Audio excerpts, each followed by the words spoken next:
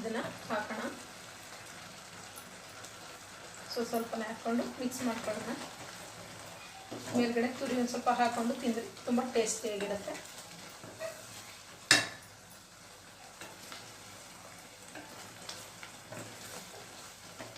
ಸಾಕು, ಇದು ಆಫ್ ಮಾಡ್ಕೊಳ್ಳೋಣ.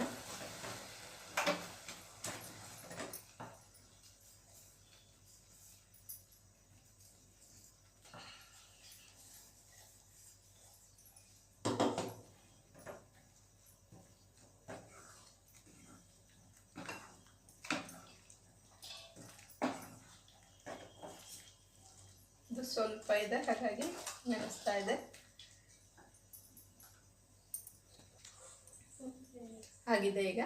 ಇಷ್ಟೇ, ಈಸಿ ರೆಸಿಪಿ ಆ್ಯಂಡ್ ಟೇಸ್ಟಿಯಾಗಿರುತ್ತೆ. ಇದಕ್ಕೆ ಬೇಕಂದರೆ ಸ್ವಲ್ಪ ಹುರಿ ಹಿಟ್ಟು ಹಾಕೋಬೇಕು. ಇದಕ್ಕೆ